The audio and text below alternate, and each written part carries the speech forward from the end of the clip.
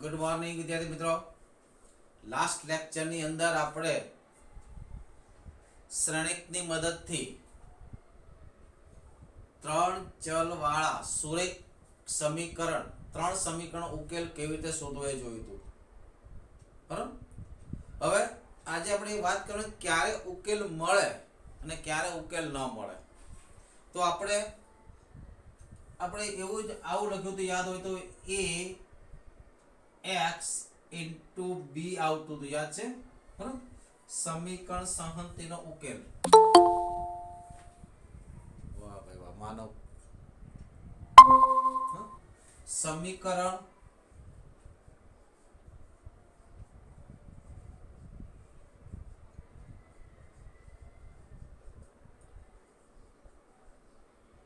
આ ખરેખર જી નો ટોપિક છે, આ જે ડબલ ઈ નો ટોપિક છે, પણ એ હું તમને કરાવી દઉં છું, ઈજી છે એટલે.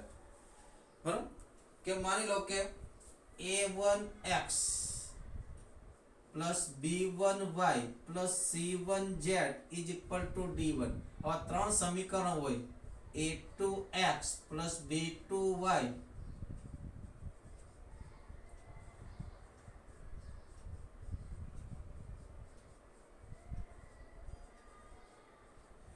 ખરેખર આ સમીકરણો કોના છે એ પણ આપણે યાદ આવવું જોઈએ. આગળ આપણે સદિશમાં આવશે. આ સમીકરણો ત્રણ સમતલના સમીકરણ, ત્રણ એક સમતલ એટલે પાટિયું, ત્રણ પાટિયાના સમીકરણ છે. હવે ત્રણ પાટિયા માટેની શક્યતા લઈ તો કેટલી શક્યતા હોઈ શકે? બરોબર. તો ત્રણ પાટિયા એવું પણ હોઈ શકે, માની લો કે એક પાટિયું છે, બરાબર. અહીંથી આ બીજું એક પાટિયું દોરું, આ બીજું પાટિયું દોરું, એક ત્રીજું પાટિયું દોરું, આ રીતે.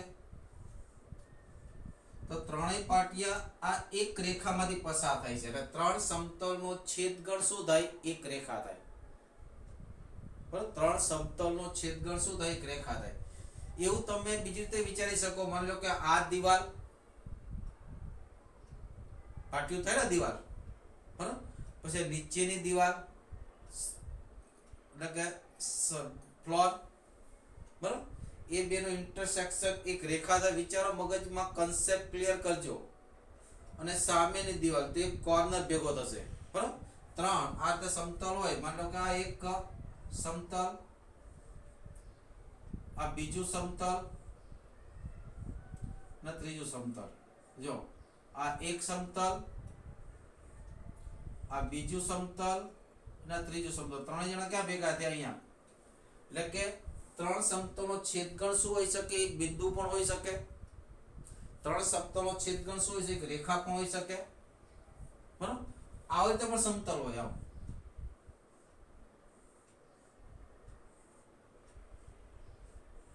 આ સમરેખ સમતલો, એ ખાલી ગણ પણ હોઈ શકે. બરાબર. એ કેવા હોય છે? ખાલી ગણ પણ હોઈ શકે. અથવા તો આ દિવાલ અને આ દિવાલ વચ્ચે એમ ત્રાંસુ રાખીએ તો બબ્બે સમતલનો છેદગણ રેખા, ત્રણેય સમતલનો છેદગણ ખાલી ગણ પણ હોઈ શકે. આ બધું અત્યારે કોઈ જરૂર નથી, ખાલી એક હિન્ટ માટે આપ્યું તમને. ઓફલાઈનમાં વધારે સમજાશે. અહીંયા આપણે એ જોવાનું છે કે ક્યારે આનો છેદગણ મળે, ક્યારે ન મળે. મળે જો ત્રણ સમીકરણનો ઉકેલ મળે તેવા સમીકરણ સુસંગત સમીકરણો કહેવાય. યાદ રાખજો, સમીકરણનો ઉકેલ મળે એ ખાસ ધ્યાન રાખજો. સમીકરણનો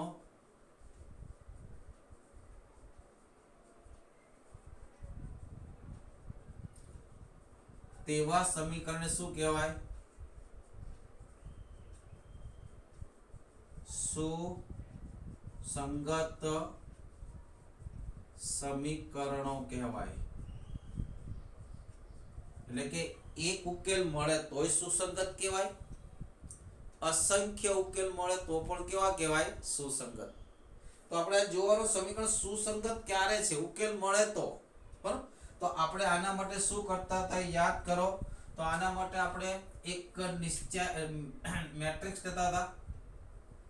3x3 કયો લેતા હતા? તો કે A11 A1 B1 C1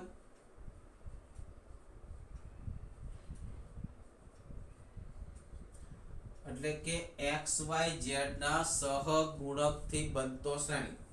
પછી બીજો વેરિયેબલ શ્રેણિક લેતા હતા સ્તંભ શ્રેણિક xyz, અને ત્રીજો શ્રેણિકને b કહેતા હતા અચળ પદનો શ્રેણિક d1 d2 d3.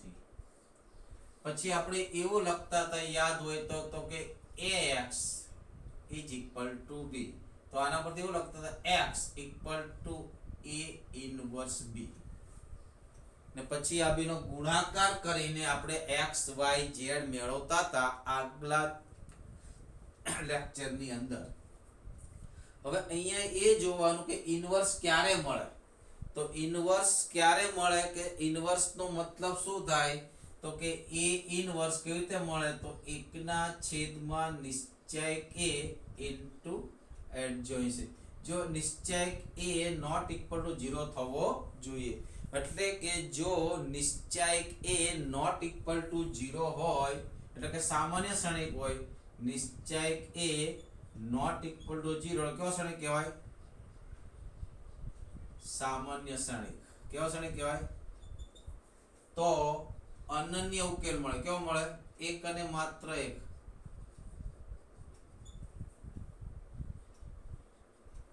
કેવો ઉકેલ મળે? અનન્ય ઉકેલ મળે. ખાસ ધ્યાન રાખજો. ક્યારે? જ્યારે નિશ્ચયક a નોટ ઇક્વલ ટુ 0 હોય તો આ વ્યાખ્યાયિત થવાનું છે. માની લો કે નિશ્ચયક a નોટ ઇક્વલ ટુ 0, આના પરથી શું લખાય? અહીંયા પહેલા જરા લખી લઉં તો x ઇક્વલ ટુ કેટલા થાય? 1/છેદમાં નિશ્ચયક a into adjoint a into b. નિશ્ચયકને સામે લઈ જાઓ એટલે આવું પણ લખાય નિશ્ચયક ax equal to adjoint a into b. આવું થાય ને?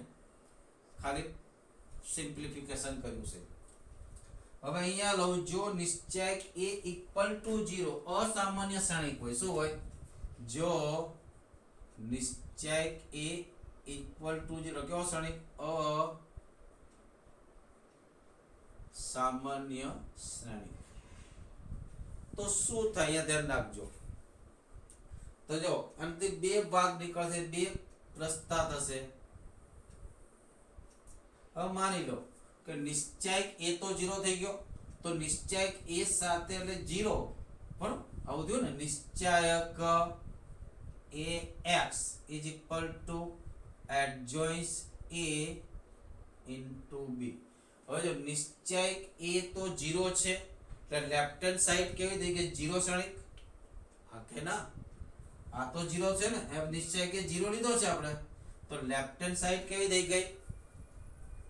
લેફ્ટ હેન્ડ સાઈડ કેવી થઈ ગઈ? 0 શ્રેણિક. હવે જો આ 0 થાય તો 0 બરાબર 0 તો સાચું જ છે કે નહીં? અહીંયા લેફ્ટ હેન્ડ સાઈડ શું થાય? ડાબી બાજુ કેટલા થવાના? ડાબી બાજુ 0 શ્રેણિક થાય. થાય ને? કારણ શું? નિશ્ચયક a કેવો લીધો છે આપણે? 0 લીધો છે. હવે જો એડજોઇન્સ a ઇન્ટુ b બરાબર 0 થાય, આ 0 છે, આ 0 થયા, તો 0 બરાબર 0 શ્રેણિક. હો તો 0 બરાબર 0 તો આખી દુનિયામાં સાચું છે બરાબર. આ તો 0 થયા કારણ કે આને આપણે 0 લીધા છે, ને જો આ 0 થઈ જાય બરાબર તો 0 બરાબર 0 આખી દુનિયામાં સાચું છે. અસંખ્ય ઉકેલ કેવા થાય? અસંખ્ય ઉકેલ. કેવા ઉકેલ? અસંખ્ય ઉકેલ.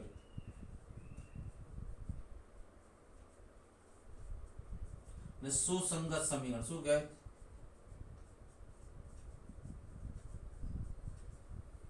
હવે અહીંયા આવી જાઓ. જો નિશ્ચયક ax ઇક્વલ કેટલા થયા?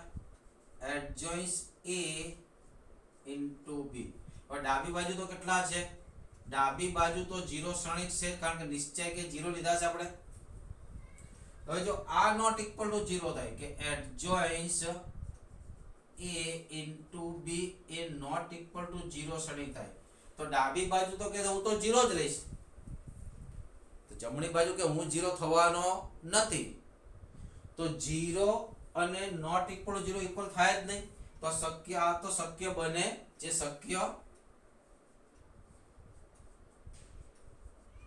નથી, માટે ઉકેલ મળે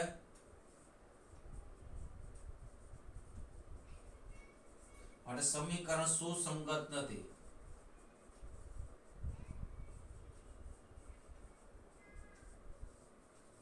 ખ્યાલ આવ ફરીથી, જો નિશ્ચયક એ નોટ ઇક્વલ ટુ 0 થઈ જાય તો કોઈ પ્રશ્ન જ નથી.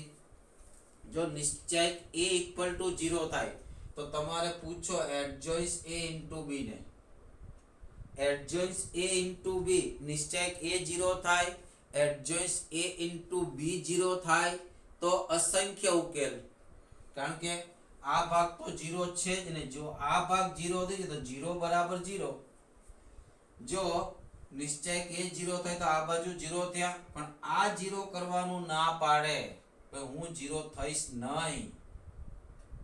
બરાબર, આ 0 થવાની ના પાડે તો આ 0 છે, આ 0 નથી, તો સરખા તો થાય જ નહીં. સરખા ન થાય તો સમીકરણ પોસિબલ નથી, મળે સમીકરણનો ઉકેલ મળે નહીં. લખી લો. આ જે ડબલ ઈ માટેની થિયરી છે, એના દાખલા જે ડબલ ઈ માં થશે.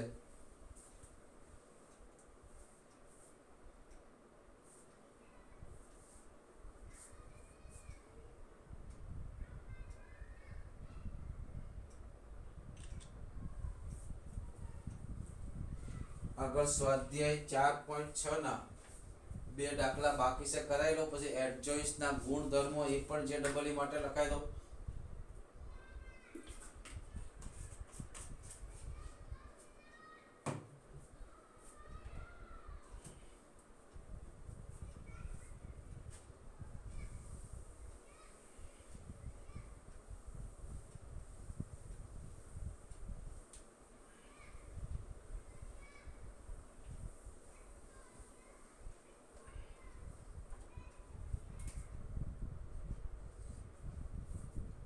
જો આપણે સ્વાધ્યાય 4.6 ના 15મો અને 16મો દાખલો બાકી હતા. સ્વાધ્યાય 4.6 એનો 15મો દાખલો હું ખાલી ફટાફટ હિટ આપીને કરી દઈ. a ઇક્વલ ટુ કીધા છે તમને. a ઇઝ ઇક્વલ ટુ શ્રેણિકમાં 2 -3 5 3 2 -4 1 1 -2.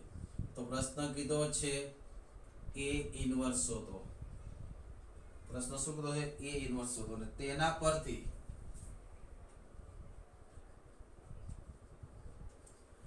સમીકરણ 2x - 3y + 5z is equal to 11, 3x + 2y - 4z equal to -5, x + y - 2z equal to -3 નો ઉકેલ મેળવો. આવું કીધું છે. જો આપણે પહેલા તો a ઇન્વર્સ શોધવાનો છે. પહેલા શું શોધવાનો છે? a inverse. a ઇન્વર્સ શોધવા માટે તમારે શું શોધવું પડે? નિશ્ચયક a શોધવો પડે. શું શોધે? પહેલા નિશ્ચયક a. નિશ્ચયક a કેટલો થાય? તો 2 - 3 5 3 2 -4 1 1 આનું તમે સાદરૂપ આપશો, જાતે જ આપવાનું છે, તો આનો આન્સર આવશે -1. કેટલા આવશે? -1. આનો આન્સર કેટલો આવશે? -1. પછી તમારે એડજોઇન્સ a શોધવાના છે. એડજોઇન્સ a કેવી રીતે શોધવું? મેં ઘણા બધા દાખલા કર્યા, હવે ડાયરેક્ટ આવડું છે. એડજોઇન્સ a તમે શોધવા જશો તો તમારો આન્સર આવશે તો કે 0 -1 2 બરાબર, 2 -9 13 બરાબર, 1 -23 -13. મેં આગળ ગણી લીધેલો દાખલો છે એટલે તમને લખો આવો આન્સર આવશે. બરાબર, એડજોઇન્સ એ કેવી રીતે શોધવા મેં તમને શીખવાડ્યા છે, એ માટે સમય બગાડતો નથી. તો a ઇન્વર્સ શું થાય? a ઇન્વર્સ ઇક્વલ કેટલા થાય? 1/a into adjoint a.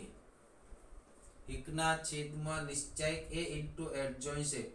નિશ્ચય કેટલા છે -1 આ એડજોઇન્ટ છે એની સાથે ગુણાકાર કરો તો માઈનસ અંદર ગુણાકાર કરો એટલે કેટલા થશે માઈનસ વડે 0 1 -2 -2 9 -23 -1 5 33 આ એ ઇન્વર્સ મળી જશે આ દાખલાની પ્રોસેસ કરવાની છે તમને ડાયરેક્ટ યાદ નહીં રહે આપણે આગલા ઘણા બધા દાખલા શીખવાડ્યા છે એ તમારે કરવાના છે રાઈટ ઇન્વર્સ મળી ગયો હવે આના પરથી નિશ્ચયક બનાવો શ્રેણિક બનાવો તો પહેલો શ્રેણિક કયો બનશે a is equal to આ જ આવશે આપણો 2 -3 5 3 2 -4 1 1 -2 રાઈટ b કેટલા થવાના તો b થશે x y z અને સોરી x અને b કેટલા થશે તો કે 11 -5 -3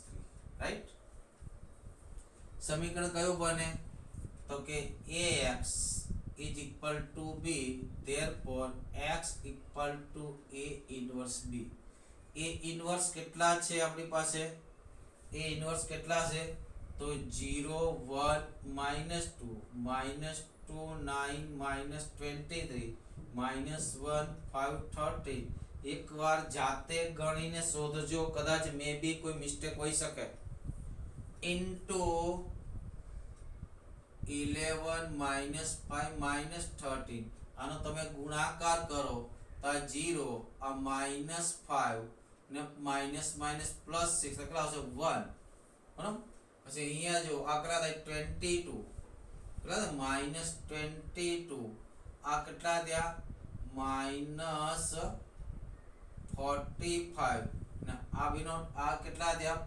+69 આ બધાનો ટોટલ મારો તો આ કેટલા થયા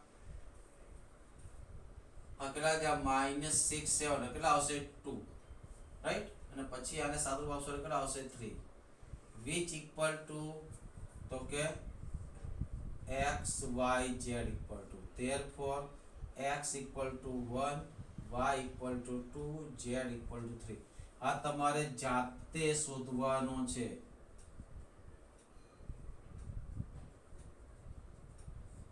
આ તમારે શું કરવાનું જાતે શોધવાનું છે રાઈટ લખી લો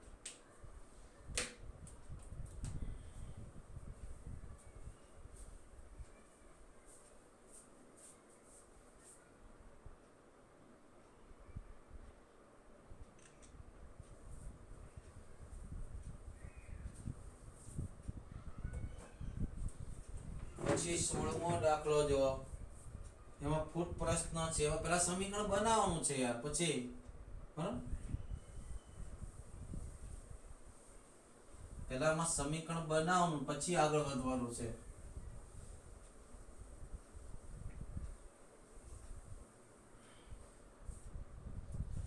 સોળમા પ્રશ્નમાં શું કીધું છે 4 કિલો ડુંગળી 3 કિલો ઘઉં અને 2 કિલો ચોખાની કિંમત 60 રૂપિયા છે 2 કિલો ડુંગળી 4 કિલો ઘઉં 6 કિલો ચોખાની કિંમત 90 રૂપિયા છે 6 કિલો ડુંગળી 2 કિલો ઘઉં અને 3 કિલો ચોખાની કિંમત 70 રૂપિયા છે શ્રેણિકની રીતે દરેક વસ્તુનો પ્રતિ કિલોગ્રામ ભાવ શોધો અહીંયા લખો ધારો કે 1 કિલોગ્રામ બરાબર દાખલા નંબર ત્રીજો બોર્ડ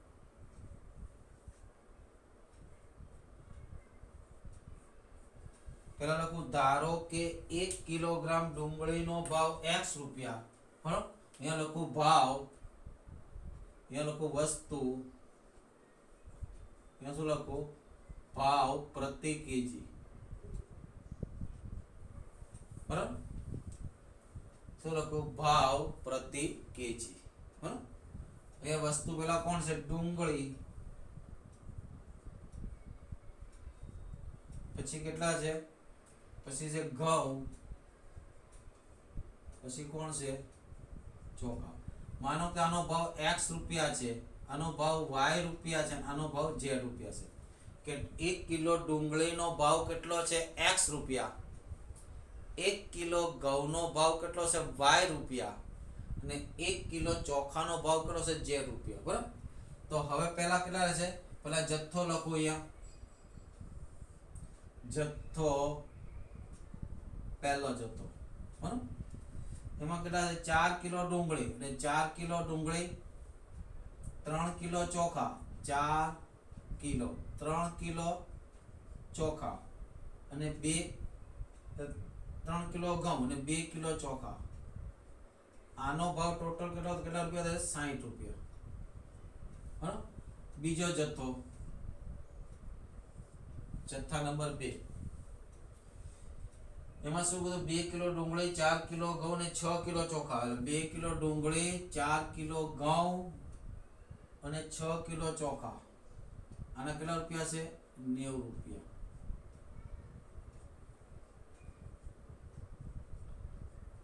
ત્રીજો જથ્થો કેવી રીતે લે છે? ત્રીજો જથ્થો કેવી રીતે લે છે? તો 6 કિલો ડુંગળી, 2 કિલો ઘઉં અને 3 કિલો ચોખા. એટલે 6 કિલો ડુંગળી, 2 કિલો ઘઉં અને 3 કિલો ચોખા. આનો ભાવ, આના ટોટલ રૂપિયા કેટલા થાય છે? 70 રૂપિયા. બરાબર. તો દરેક વસ્તુની કિંમત શોધો કિલોગ્રામ, એક્સ વાય ને ઝેડ શોધો. આ રીતે આપણું એક કોષ્ટક તૈયાર થઈ ગયું.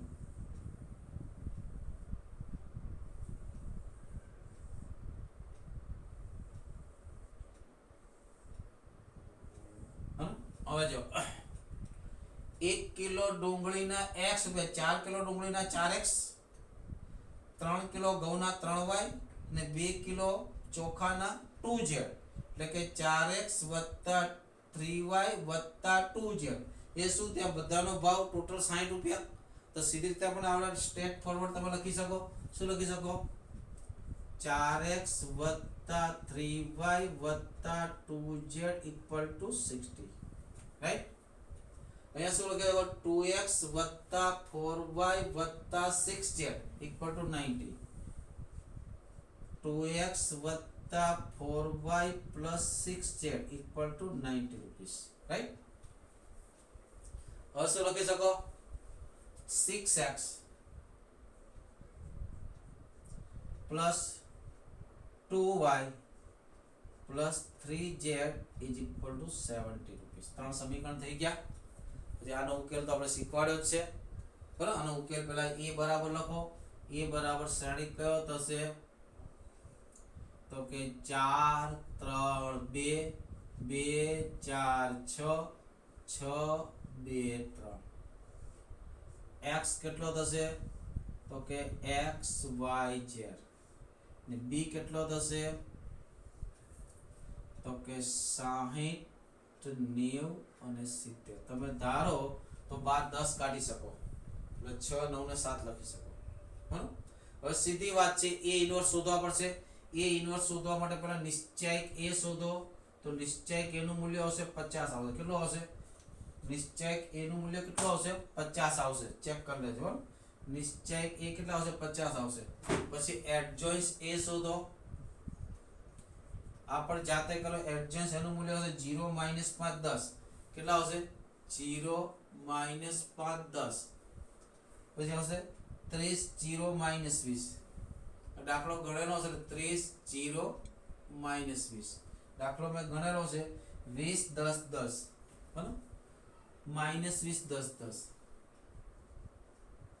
તમારી પહેલા મેં પ્રેક્ટિસ કરી લીધી છે એટલે એડજોઇન્સ એ આવશે. હવે જો a ઇન્વર્સ શું થાય? તો કે a ઇન્વર્સ = 1/છેદમાં નિશ્ચયક a ઇન્ટુ એડજોઇન્સ a. અહીંયા લખવાની કોઈ જરૂર નથી. એટલું યાદ, એટલું જ રાખો. ડબલ વાર મહેનત કરવાની કોઈ, ડાયરેક્ટ આપણે સમીકરણમાં જ કિંમત મૂકીશું. બરાબર. હવે આપણું સમીકરણ શું બનશે? તો કે ax = b. that implies x = a inverse b. that implies x = a inverse. એટલે 1/છેદમાં નિશ્ચયક a into adjoint a into b. અમુક નિશ્ચયક કેટલા છે? 1/50. એડજોઇન્સ a કેટલા છે? 0 - 5 10 30 0 - 20.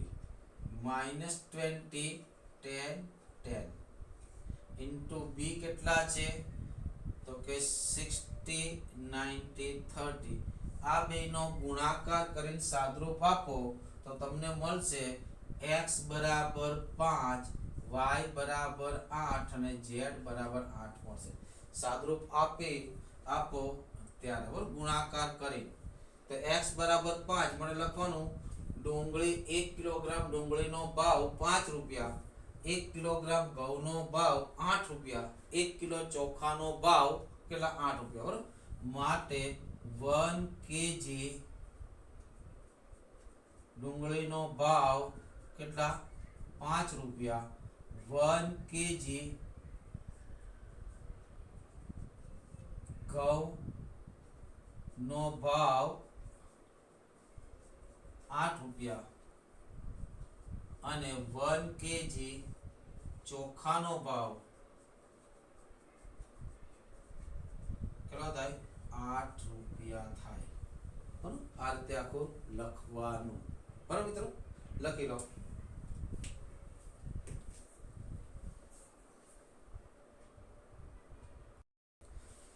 તમારા હોમવર્ક ની અંદર પ્રક્રિયા સ્વાધ્યાય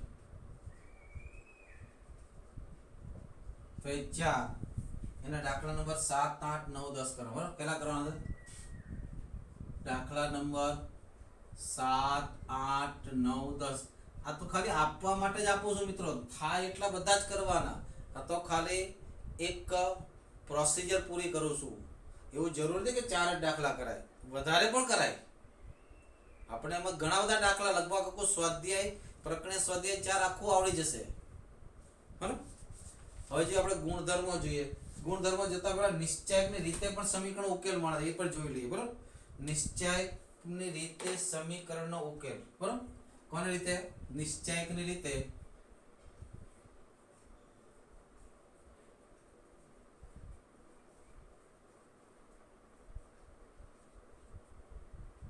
ત્રિચલ સુરેખ સમીકરણ ત્રણ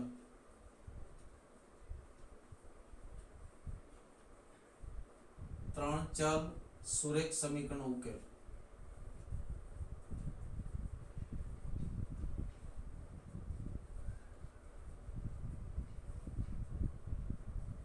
તો તમારે એનો મતલબ એવું છે રકમમાં વાંચવું પડે કે નિશ્ચયક રીતે છે કે શ્રેણિક રીતે છે બરાબર શ્રેણિક રીતે આપ્યો તો નિશ્ચયક રીતે કરીને આવો તો ખોટો પડે અથવા તો નિશ્ચયક રીતે આપ્યું અને શ્રેણિક રીતે કરીને આવો તો પણ ખોટો પડે બરાબર તો માની લો કે 3 સમીકરણ આપ્યા છે બરાબર કયા કયા તો કે a1x + b1y + c1z = d1 પછી a2 આને ટૂંકમાં ક્રેમર રીત પણ કહે છે કઈ રીત કહે ક્રેમર રીત કઈ કહે છે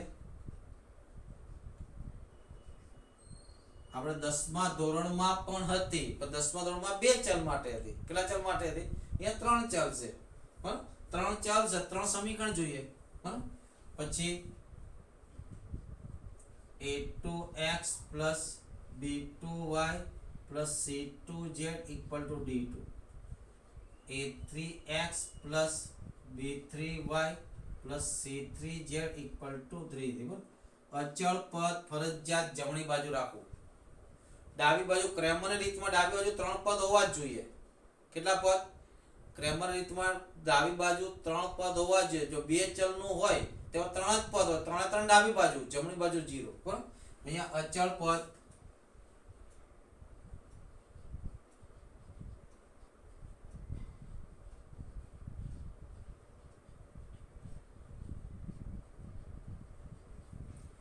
રાખવું જરૂરી છે બરાબર ફરજિયાત જમણી બાજુ રાખવું અહીંયા આપણે શું કરવાનું મિત્રો ખબર 4 નિશ્ચયક મેળવવાના કેટલા 4 પેલો ડેલ્ટા મેળવી પેલો નિશ્ચયક મેળવ્યો ડેલ્ટા બરાબર પેલો 4 નિશ્ચયક મેળવ્યો પેલો મેળવ્યો ડેલ્ટા એટલે કે x y z ના સહગુણકથી બનતો નિશ્ચયક x y z ના સહગુણકથી બનતો નિશ્ચયક કયો છે તો કે a1 b1 c1 a2 b2 c2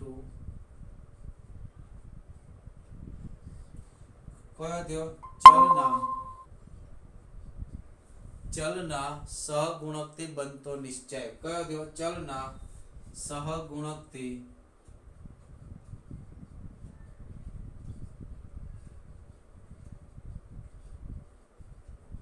નિશ્ચય. હા, પેલા ડેલ્ટા મેળવી લો. નિશ્ચય છે એટલે પેલા બ્રેકેટ ક્લોઝ નથી કર્યા. પછી તમારે ડેલ્ટા એક્સ મેળવવાનો. ડેલ્ટા એક્સ એટલે શું? તો એક્સ સિવાયના સહગુણકોથી બનતો. પણ એક્સ ને ભૂલી જવાનો. ડેલ્ટા એક્સ લખો ત્યારે એક્સ ના સહગુણકો ભૂલી જવાનું. એક્સ ના સહગુણકો ભૂલી જાઓ.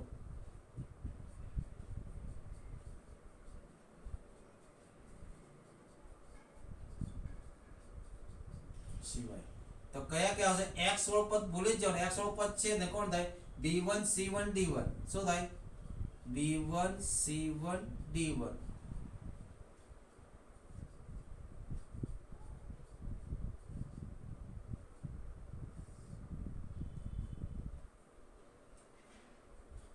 રાઈટ? x. તો હવે એ ડેલ્ટા y લખતા આવડે કે નહીં? ઓબ્વિયસલી આવડે. ડેલ્ટા y કેટલો થાય? તો કોને ભૂલી જાઓ? y ના સહગુણકને ભૂલી જાઓ. કોને ભૂલી જાઓ? y ના સહગુણકને ભૂલી જાઓ. તો કોણ આવશે? b વાળા પદ ભૂલાઈ ગયા. લખેલા ત્યાં a1 c1 d1, a2 c2 d2, a3 c3. હવે શું લખું? Delta z. તો કોને ભૂલી જાઓ? z ને ભૂલી જાઓ ભાઈ. z ને ભૂલી જાઓ તો શું થશે? અહીંયા a1 b1 d1, a2 b2 d2. આ મેળવી લીધા આપણે. બરાબર? આ બધા મેળવી લીધા. હવે જોવાનું, જો નિશ્ચયક a is not equal to 0, જો ડેલ્ટા બરાબર ડેલ્ટા નોટ ઇક્વલ ટુ 0 તો અનન્ય ઉકેલ મળે. કેટલો મળે? કેમ કે ડેલ્ટા એટલે નિશ્ચય કે થતો હતો શ્રેણીકમાં. જો તો શું મળે? અનન્ય ઉકેલ મળે. શું મળે?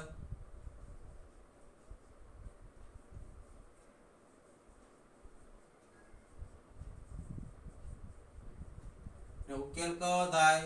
તો કે x બરાબર થાય ડેલ્ટા x ના છેદમાં ડેલ્ટા, y બરાબર થાય માઈનસ ડેલ્ટા y ના છેદમાં ડેલ્ટા, ને z બરાબર થાય ડેલ્ટા z ના છેદમાં ડેલ્ટા. વચ્ચે વાળું પદ નેગેટિવ આવશે દર વખતે નિશ્ચયકમાં, ખબર છે ને? બરાબર?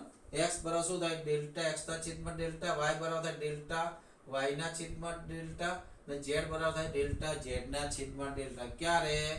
ડેલ્ટા એટલે કે નિશ્ચયક સહગુણકથી બનતો નિશ્ચયક નોટ ઇક્વલ ટુ 0 થાય તો.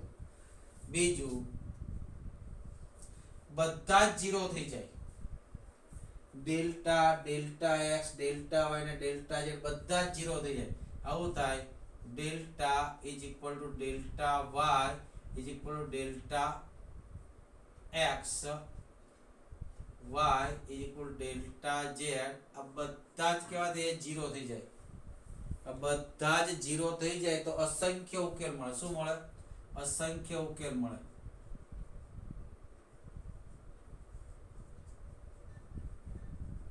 અને બીજી આરતે પણ લખાય ડેલ્ટા નો સ્ક્વેર પ્લસ ડેલ્ટા એક્સ નો સ્ક્વેર પ્લસ ડેલ્ટા વાય નો સ્ક્વેર. એમસીક્યુ માં પૂછે ડેલ્ટા ઝેડ નો સ્ક્વેર ઇઝ ઇક્વલ ટુ 0. કેમ કે સ્ક્વેર કર્યો એટલે નોન નેગેટિવ સંખ્યા થઈ ગઈ, અનઋણ સંખ્યા. અનઋણ સંખ્યાનો સરવાળો 0 થાય. પછી સરવાળો 0 થવા માટે ઋણ સંખ્યા હોવી જોઈએ અથવા બધા 0 હોવા જોઈએ. સરવાળો 0 થવા માટે શું હોવું જોઈએ? કેટલીક ઋણ અને કેટલીક ધન સંખ્યા હોવી જોઈએ તો સરવાળો 0 થાય, અથવા તો બધી 0 હોય તો 0 થાય. પણ અહીંયા તો એકેય મને ઋણ દેખાતી નથી. કેમ ઋણ નથી દેખાતી? કારણ કે બધાના વર્ગ છે ને વર્ગ કરો એટલે શું થાય? ધન જ થાય. એટલે બધી જ અનઋણ સંખ્યાનો સરવાળો 0 થાય. બરાબર? એનો મતલબ બધા કેવા ત્યાં 0. અને ત્રીજું, જો ડેલ્ટા બરાબર 0 પણ delta x, delta y, delta z માંથી કોઈક એક 0 ન થાય તો શું થાય? અનન્ય ઉકેલ મળે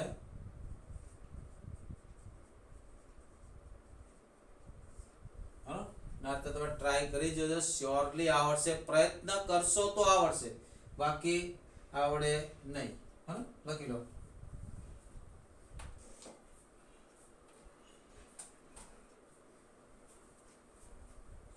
પછી એડજોઇન્ટ્સ ના બધા ગુણધર્મો લખાવું છું, એ ખાસ જે ડબલ ઈ માટે છે.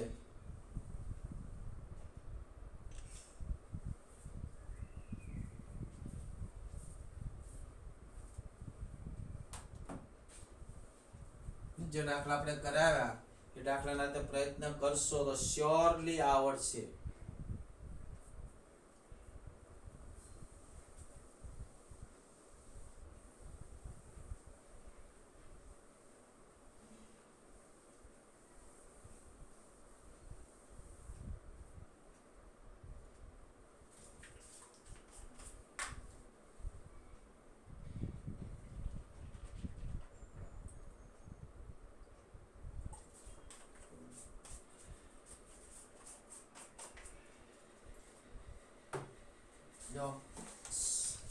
સહ અવયવ શ્રેણિકના ગુણધર્મો, પ્રોપર્ટી ઓફ ધ એડજોઇન્ટ્સ.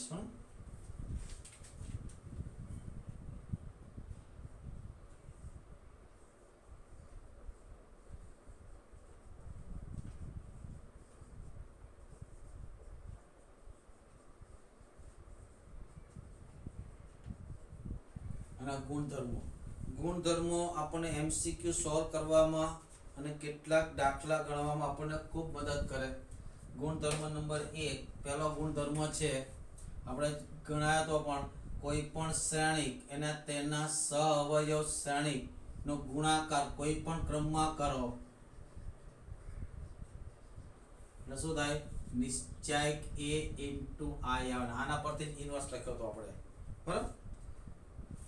પછી બીજો ગુણધર્મ છે કોઈ પણ શ્રેણિક નો પરિવર્તક શ્રેણિક નો સહઅવયવ શ્રેણિક લો અથવા તો સહઅવયવ શ્રેણિક નો પરિવર્તક શ્રેણિક લો, બંને ઇક્વલ થાય કે એનો પરિવર્તક શોધીને સહઅવયવ શ્રેણિક શોધો કે પછી સહઅવયવ શ્રેણિક શોધી એનો પરિવર્તક લો, બંને સેમ થાય.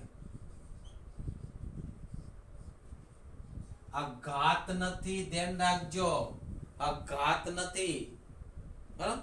આ શું બતાવે છે કે AT એટલે પરિવર્તક શ્રેણિક, એટલે પરિવર્તક શ્રેણિક મેળવો પછી એડજોઇન્ટ્સ મેળવો, અથવા તો પહેલા એડજોઇન્ટ્સ મેળવો એનો પરિવર્તક શ્રેણિક મેળવો, પણ બંને ઇક્વલ થાય. હવે ઘાતનું લખું છું, ધ્યાન રાખજો. માની લો કે કોઈ પણ એક શ્રેણિક છે a, એની m ઘાત કરો એટલે કે એનો m વખત ગુણાકાર કરો અને પછી એડજોઇન્ટ્સ લો કે પછી એડજોઇન્ટ્સ a ની m ઘાત કરો, બંને ઇક્વલ થાય. એ શું થાય? m belongs to n. બંને સરખા થાય કે કોઈ પણ શ્રેણિકની m ઘાત કરો પછી સહઅવયવ શ્રેણિક મેળવો કે પછી પહેલા સહઅવયવ શ્રેણિક મેળવો ને પછી એની m ઘાત કરો, બંને ઇક્વલ થાય. ખૂબ અગત્યની પ્રોપર્ટી છે. બે પ્રોપર્ટી, ચોથી અને પાંચમી ખૂબ અગત્યની છે જે ડબલ ઈ માટે. ચોથી, પાંચમી અને એના પરથી છઠ્ઠી લખાવો છું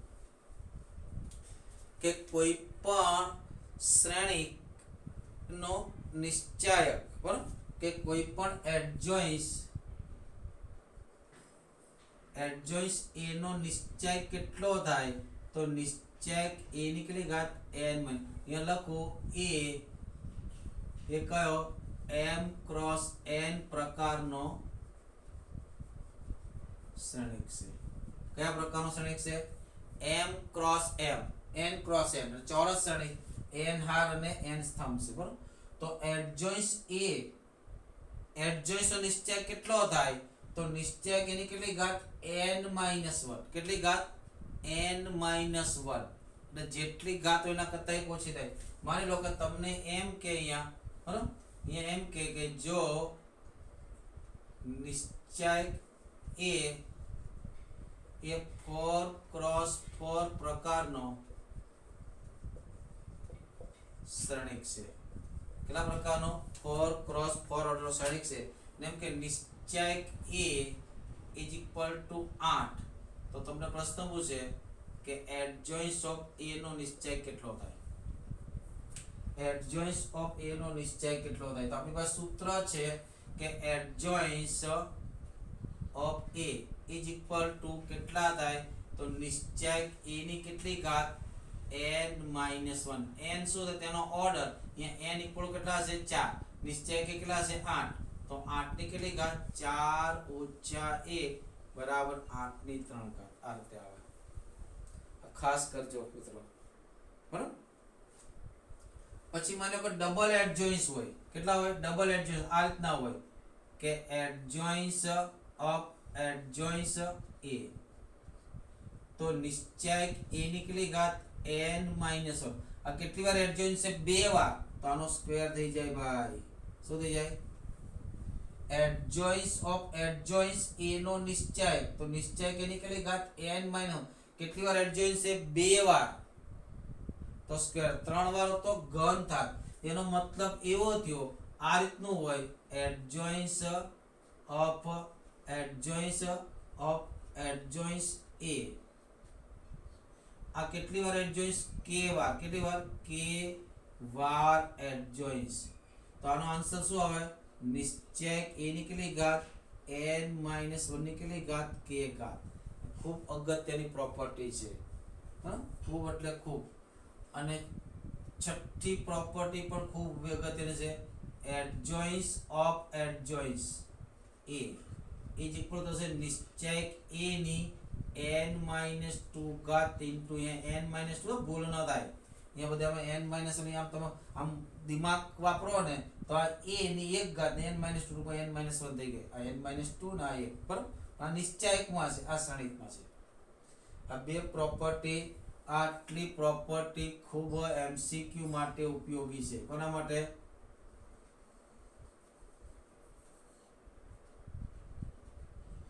એમસીક્યુ માટે ઉપયોગી છે ને જે ડબલ ઈ. બરાબર. આ દાખલો પણ યાદ રાખજો.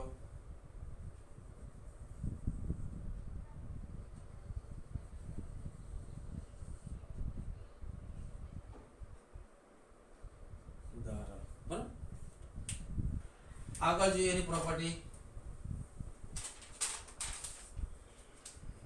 બરાબર કે એડજોઇન્સ, સાતમી પ્રોપર્ટી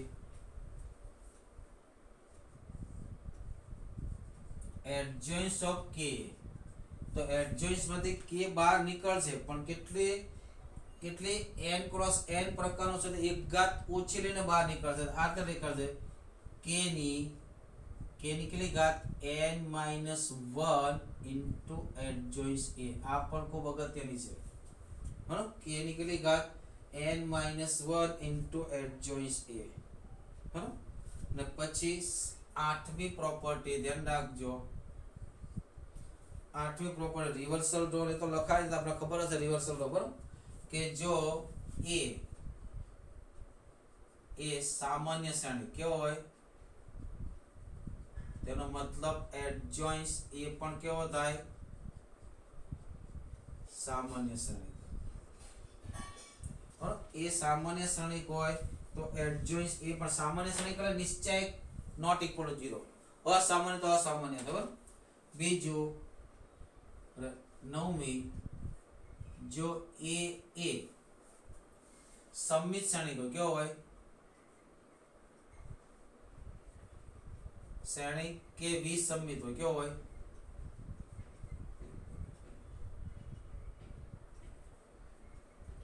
શું કીધું? એ કેવો હોય? સમમિત હોય કે વિસમિત હોય. પણ એડજોઇન્સ a ત્યારે શું થશે? સમમિત થશે. ખાસ તેના સમમિત હોય તો પણ સમમિત થશે ને વિસમિત હશે તો પણ સમમિત થશે. બરાબર. એડજોઇન્સ a કેવો થાય?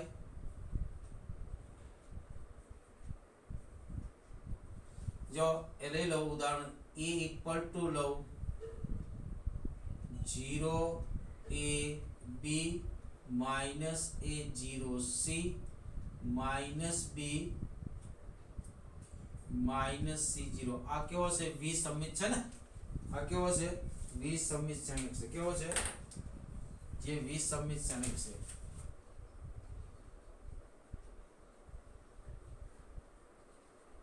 તમે એડજોઇન્ટ્સ મેળવશો તો એડજોઇન્ટ્સ આવો થશે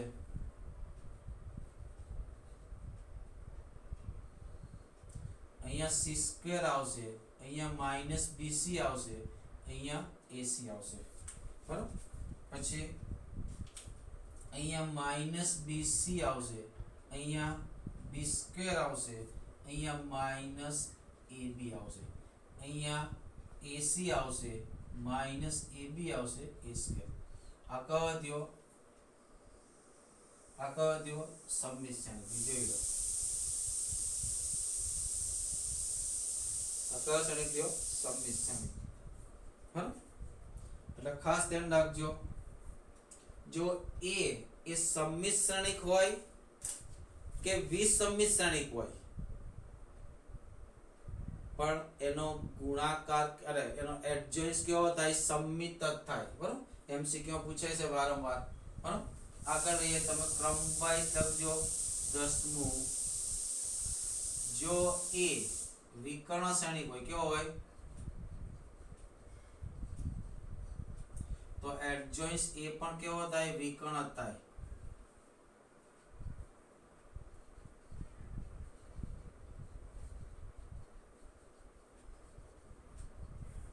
એડજોઇન્ટ્સ એ પણ કેવો થાય વિકર્ણ જ થાય અને જો એ ટ્રાયેંગ્યુલર શ્રેણિક હોય ત્રિકોણીય એટલે કે ઉપર 0 હોય કે નીચે 0 હોય તો એડજોઇન્ટ્સ એ પણ કેવો થાય સેમ અપર ટ્રાયેંગ્યુલર તો અપર ટ્રાયેંગ્યુલર થાય લોઅર ટ્રાયેંગ્યુલર તો લોઅર ટ્રાયેંગ્યુલર થાય બરાબર એટલા ગુણધર્મો યાદ રાખજો મિત્રો બરાબર આ લાસ્ટ બોર્ડ છે અને આવતીકાલે આપણે પ્રક્રિયા સ્વાધ્યાયને આગળ લઈશું બરાબર ઓકે ચાલો બાય